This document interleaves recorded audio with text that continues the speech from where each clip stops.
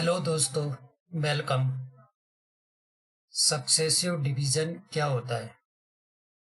जैसा कि कोई नंबर आई है, इसको सबसे पहले n1 संख्या से भाग दिया जाए और हमारे पास जो भागफल आता है वो q1 आता है। और जो ये q1 है, इसको n2 से भाग देने पर भागफल आता है q2 आता है। जो ये q2 जो भागफल आया n2 से भाग देने पर, इसको n3 से भाग देने पर भागफल q3 आता है। और जब n1 से i को भाग दिया था, उस टाइम जो रिमाइंडर आया था r1। और जो q1 है, इसको जब n2 से भाग दिया था, इस समय जो शेष आया था r2। जो q2 है, इसको जब n3 से भाग दिया था, इस केस में शेष आता है r3। इस तरीके से n4 n5 करके ये भाग जो देते रहेंगे इसी संख्या i को क्रमानुसार। ये है सक्सेसिव डिवीजन। सक्सेसिवली एक के बाद एक से भाग देना, यही सक्सेसिव डिवीजन है। और इसमें क्वेश्चन कैसे बनता है, इसको देखते हैं। सबसे पहले किसी संख्या को 6, 5, 7 से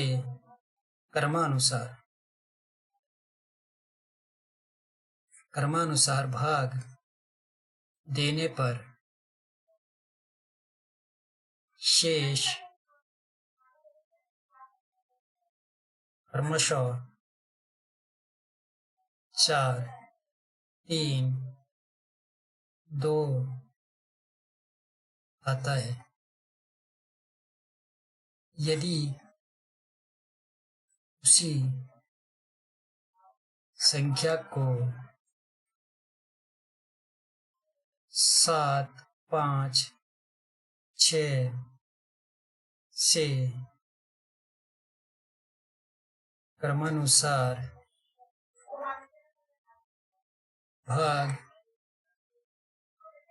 भाग दिया जाए तो शेष क्या आएगा? ये क्वेश्चन है।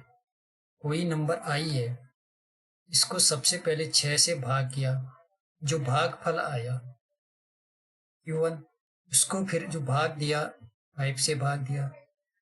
और जो 5 से भाग देने पर q1 को जो भागफल आता है q2, उसको फिर 7 से भाग देते हैं और जो भागफल आता है वो आता है q3। जब 6 से भाग दिया था i को, रिमाइंडर आता था इस केस में 4। और जब q1 को 5 से भाग दिया तो इस केस में जो शेष आया था वो 3। और जो q2 है, जब इसको 7 से भाग दिया तो इस केस में जो शेष आता है वो आता है 2। अब क्वेश्चन में हमें निकालना क्या है? यदि कर्म ये रिवर्स कर दिया जाए, विपरीत कर दिया जाए। विपरीत मतलब सबसे पहले 6, फिर 5, फिर 7 से दिया था, इसका विपरीत क्या होगा? सबसे पहले 7 से भाग दें, जो भागफल आएगा उसको फिर 5 से भाग दें, जो भागफल आएगा उसको फिर किससे भाग दें? 6 से। तो शेष क्या आएगा? क्रमशः जब 7 से भाग देंगे तो शेष क्या होगा? 5 से देंगे भाग तो शेष क्या आएगा? और 6 से देंगे भाग तो फिर शेष क्या होगा? तो इसके लिए सबसे पहले हमें ये संख्या निकालनी होगी। वो संख्या कौन सी है?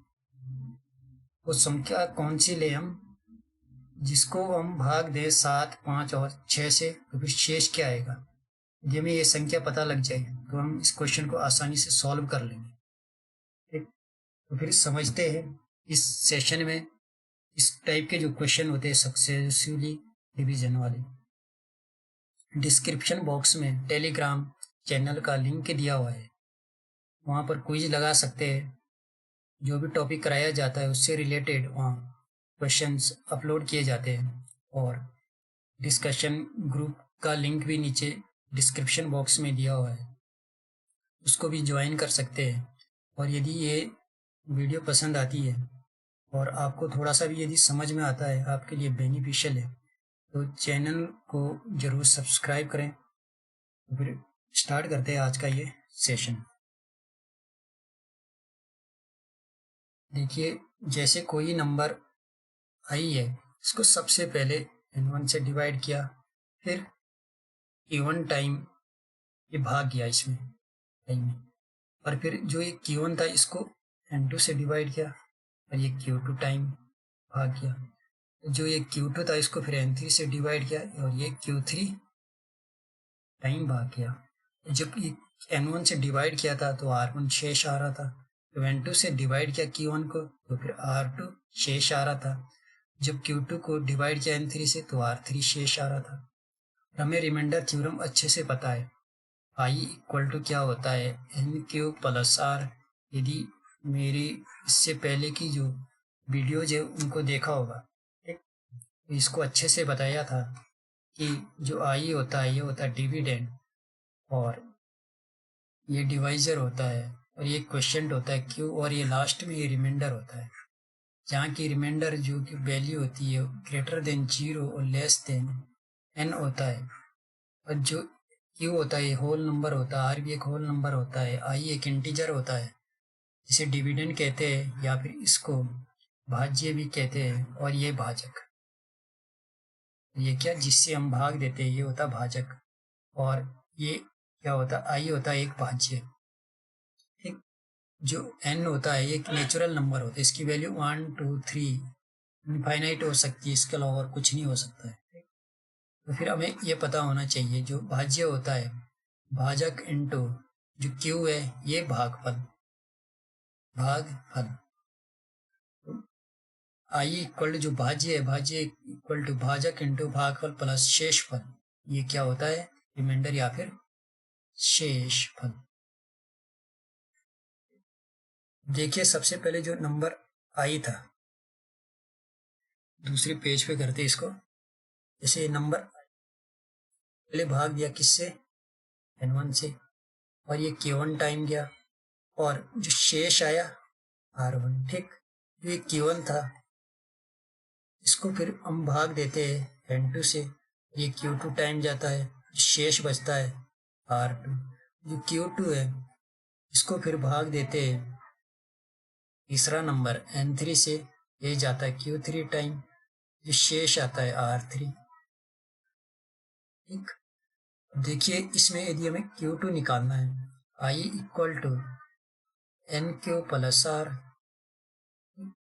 हमें ये q2 निकालना है, ये I होता है ये n होता है और ये q और ये r। I equal to n q plus मतलब इसकी और इसकी मल्टीप्लाई r को जोड़ दें। यहाँ q2 बराबर क्या होगा n3 q3 प्लस r3, और q1 क्या होगा n2 q2 प्लस r2, और I इक्वल टू क्या होगा n1 q1 प्लस r1। हमें जो q2 की वैल्यू हमें ये पता है किसके फॉर्म में q3, और ये किसमें क्या है कांस्टेंट आ रहा r3। तो q2 की वैल्यू हम इस इक्वेशन में पुट कर सकते हैं। फिर जब ये q2 है q2 यहाँ से हट जाएगा तो इस इक्वेशन में क्या आ जाएगा एक q3 आ जाएगा और कुछ कांस्टेंट आएगा इसमें। जो q1 है इसकी वैल्यू हम इसमें पुट करें q1 की, तो I किसके फॉर्म में आ जाएगा आई जो किसके फॉर्म में होगा, एक इसमें फंक्शन आएगा, किसका फंक्शन आएगा q3 का। ठीक, ये q2 रिप्लेस हो जाएगा, q1 भी रिप्लेस हो जाएगा। ठीक, तो ये क्या आ जाएगा q3, ये फंक्शन होगा q3 प्लस ये एक कांस्टेंट आ जाएगा। अब आई की हमें यदि छोटा सा छोटा वैल्यू निकालनी है, छोटा से छोटा मान क्या होगा आई का, तो आई मिनिमम क्या हो सकता है आई मिनिमम, यदि जो फंक्शन हमारा जो ये q3 है इसको हम 0 ले लें तो आई मिनिमम की वैल्यू कितनी आ जाएगी के आई मिनिमम की वैल्यू कितनी आ जाएगी के। एक तो फिर हमारे पास एक छोटा सा छोटा नंबर क्या होगा के। देखिए इसको और अच्छे से समझते हैं। जैसा कि अभी हमें कोई नंबर है आई है, इसको यदि डिवाइड करें सबसे पहले 6 से, फिर 5 से, फिर 7 से, और शेष बचता है। चलो पहले वाले क्वेश्चन से ही इसके शेषफल ले लेते हैं। देख 6, 5 और 7 से जब डिवाइड करते 4, 3 और 2,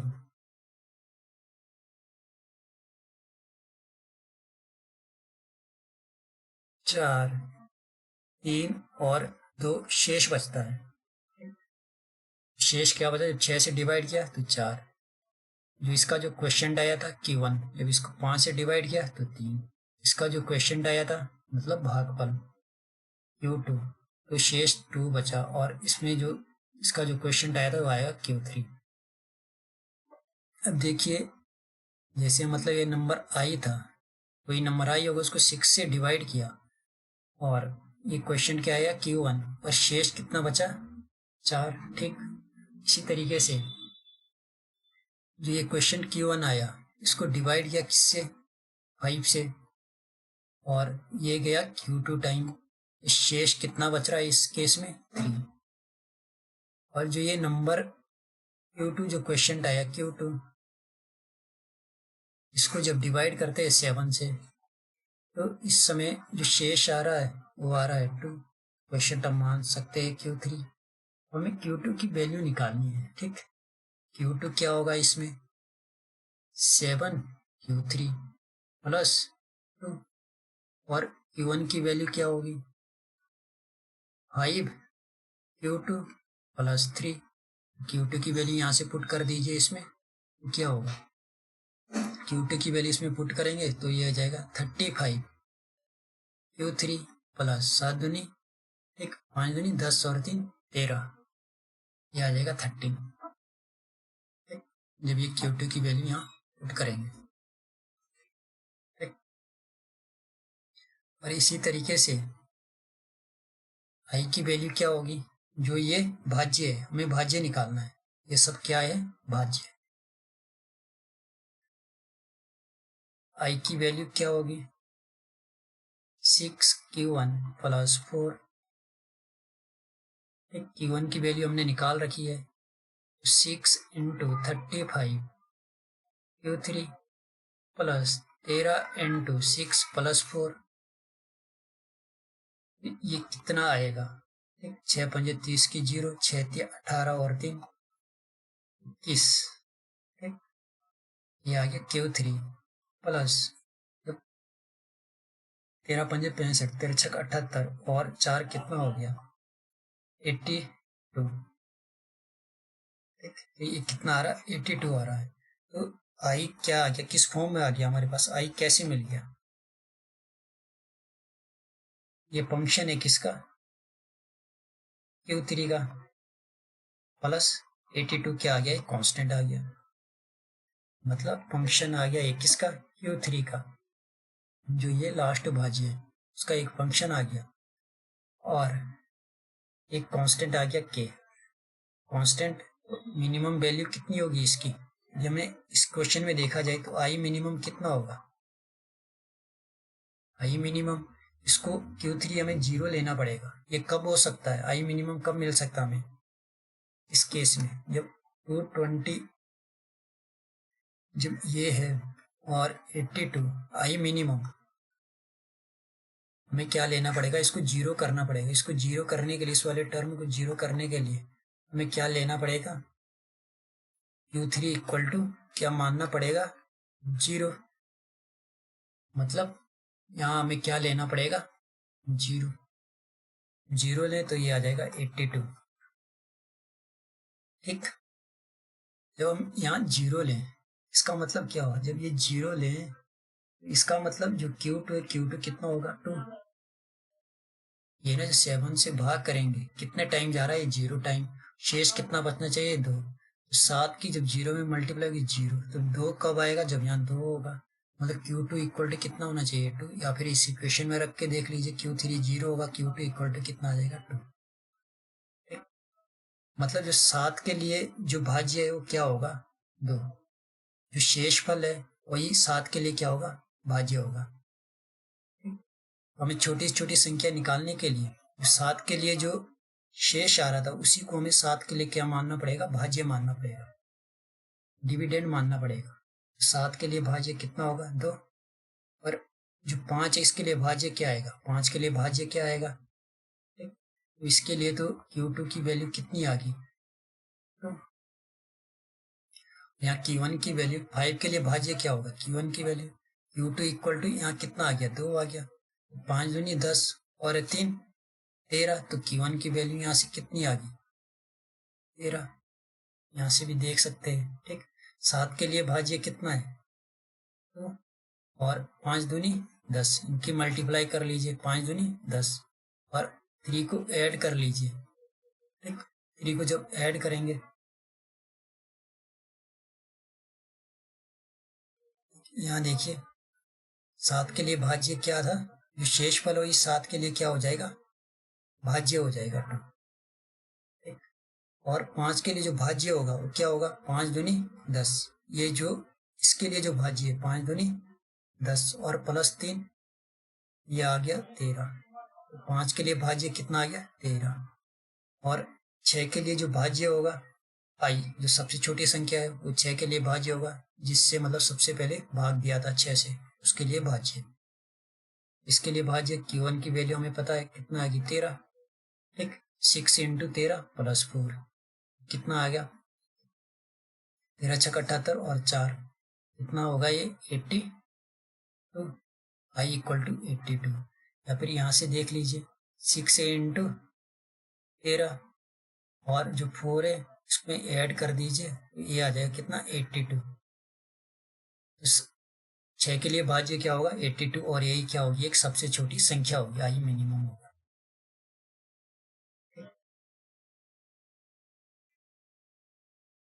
यहाँ देखिए जैसे कोई नंबर आई था, सबसे पहले 6, फिर 5 और 7, 7 से भाग दे रहे थे तो शेष 2 बच रहा था। जब 5 से जब भाग दे रहे थे इस केस में शेष कितना बच रहा था, 3, इस केस में 3। तो 4 से भाग दे रहे थे तो इस केस में शेष कितना बच रहा था, 4। 7 के लिए हमें क्या है, छोटी छोटी निकालनी है, छोटी छोटी संख्या निकाल। 7 के लिए जो क्या है रिमाइंडर, वही क्या होगा, भाज्य होगा, वही 7 के लिए भाज्य होगा, ठीक। 7 के लिए भाज्य क्या है, 2 है, मैं यहाँ भाज्य निकालना है, ठीक। भाज्य मतलब डिविडेंड। और 5 के लिए भाज्य क्या होगा, 5 दूनी 10 और प्लस 3, 5 दूनी 10, इस 2 की मल्टीप्लाई करनी, 5 दूनी 10 और 3 13। 6 के लिए भाज्य 6 इंटू 13 प्लस 4, ये आ जाएगा 82, और यही सबसे छोटी संख्या होगी, आई मिनिमम, ठीक। कि हमें क्या लेना है, जो 7 से जब इसके लिए जो क्वेश्चन था Q1, इसके लिए क्वेश्चन था Q2, 7 के लिए क्वेश्चन है वो होगा Q3। हमें Q3 क्या लेना है, 0। जब Q3 हम 0 लेंगे तो फिर 7 के लिए जो क्वेश्चन होगा वो क्या हो जाएगा, उसका जो रिमाइंडर होगा वही क्वेश्चन होगा, इसको ध्यान रखना है। तो फिर देखिए अब हमारे पास ये छोटा छोटा नंबर पता लग गया 82। इसको यदि सबसे पहले किससे डिवाइड करें, संख्या जो 82 है इसको सबसे पहले अब किससे डिवाइड करें, 7 से, फिर 5 से, फिर 6 से। तो हमें शेष बताना है। अब तो आसानी से निकाल सकते हैं शेष क्या है। जब इसको सबसे पहले 7 से भाग करें तो कितने बार जाएगा, 7 एकम 7, ठीक। बचा 1, आगे 2, ठीक। 7 एकम 7, आगे 5, शेष 7 से भाग दिया तो शेष कितना बचा, 5। और जो 11 है अब इसको भाग करना है किससे, 5 से। 5 से भाग करेंगे तो ये जाएगा 2 बार, ये आ गया 10, शेष बचेगा इस केस में 1। जो भाग करके आया है तो 5 से भाग देने पर शेष 1 आ गया। 6 से भाग देने पर मतलब 2 को जब 6 से भाग दे तो 0 बार जाएगा, 0, शेष बचेगा कितना, 2। तो आंसर कितना होगा, 5, 1 और 2। तो हमारे पास ये क्वेश्चन था, इसका जो आंसर होगा 5, 1 और 2, ये इसका आंसर होगा। इसको बड़े ही आसानी से बहुत ही जल्दी इसको सॉल्व कर सकते हैं। सिंपल करना है, 6, 5 और 7 से भाग दें। सबसे पहले 2, 3 और 4 ये क्या शेष बच रहे, कोई नंबर आ गया, तो हमें ये छोटा नंबर फाइंड करना। तो इसके लिए जो क्वेश्चन है, इसके लिए क्वेश्चन क्या होगा, Q1, Q2 और इसके लिए Q3 को हमें 0 मानना है। ठीक है, तो इसके लिए Q3 0 होगा। इसके लिए भाज्य क्या होगा, हमें निकालने क्या है, भाज्य। ठीक है, तो भाज्य क्या होता है, NQ प्लस R। Q तो हमने ये 0 ले लिया, तो सिर्फ क्या होगा, इसके लिए जो भाज्य क्या होगा, जो 2 था ये। इसके लिए भाज्य क्या होगा, इसके लिए भाज्य क्या होगा, 5 दूनी 10, इसकी मल्टीप्लाई करनी है। 5 दूनी 10 और जो ये 3 है इसको जोड़ देना है। 5 दूनी 10 और 3 ये आ जाएगा 13। इसके लिए भाज्य क्या होगा, 6 के लिए इस 13 की मल्टीप्लाई करनी है 6 में, ये आएगा 78 और प्लस जो 4 है इसको ऐड कर देना है, ये आ जाएगा 82। तो हमारे पास संख्या 82 है। 82 को सबसे पहले किससे भाग करना है, 7 से। ठीक है, जब इसको 7 से भाग करते हैं, ठीक, जाता 7 एकम 7, बचा 1 2 और एक बार जाएगा, बचेगा फिर 5, तो आ गया इसके लिए 5। और जो 11 बार गया, ठीक है, 11 को किससे डिवाइड करना सेकेंड टाइम, 5 से। 5 से डिवाइड करने 2 पर आ गया 10, शेष बचा 1। तो 5 से डिवाइड करने पर एक शेष बचता है, भागफल 2 आ रहा। अब 2 को किससे डिवाइड करना है, 6 से। 6 से डिवाइड करने पर 0 बार जाएगा और शेष कितना बचेगा, 2। तो आंसर आ जाएगा 2। तो ये है सक्सेसिव डिवीजन। उम्मीद करता हूँ ये समझ में आ गया होगा। और इसी में एक और क्वेश्चन देखते हैं, फिर उसके बाद सबसे पहले क्वेश्चन देख लेते जरा। ये नंबर आई है, इसको 4, 3 और 5 से जब भाग दें तो शेष बच, 4 से भाग देने पर क्रमानुसार सक्सेसिव डिवीजन है। 4 से भाग देने पर 2 शेष आता है और 3 से भाग देने पर 1 शेष आता है, 5 से भाग देने पर 3 शेष आता है। ठीक है, और जो नंबर आई है इसको 5, 3 और 4 से भाग दें तो इस केस में जो शेष आएगा वो क्या आएगा। इसको यदि सॉल्व करना है तो 5 के लिए हमें क्वेश्चन क्या है, जो 5 से भाग दिया होगा। ठीक, तो 5 से हम लास्ट में किसी संख्या में भाग देंगे, हमें छोटी से छोटी, इसके लिए रिमाइंडर कितना है 3, मान के चलो हमें छोटी से छोटी संख्या निकालनी है, तो हम यहाँ जो क्वेश्चन लेंगे 0 लेंगे। तो इसके लिए जो भाज्य क्या होना चाहिए, 5 के लिए ये 3 होना चाहिए। तो 5 0 की 0 तब जाके 3 आएगा, तो इसके लिए भाज्य कितना होगा, 3। और जो इससे जो पहले वाला नंबर है, इससे पहले किससे भाग दिया होगा, ठीक है, 5 से पहले किससे भाग दिया होगा, 3 से। 3 से भाग दिया होगा, ठीक है, 3 से भाग दिया होगा।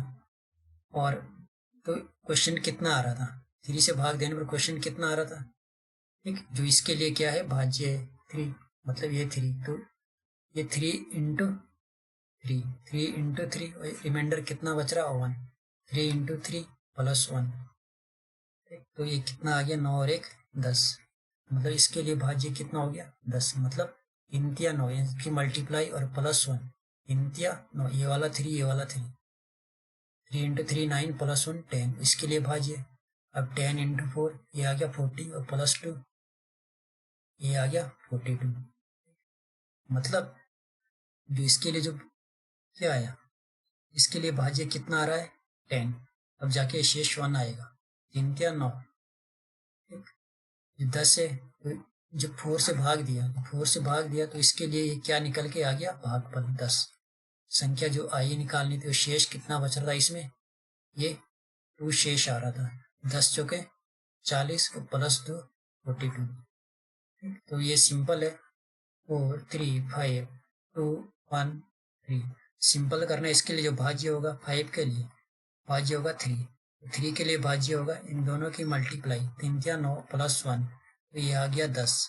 इसके लिए भाज्य 10 इंटू 4, 10 चौके 40 प्लस 2, ये आ जाएगा कितना 42। तो संख्या आ गई मिनिमम 42।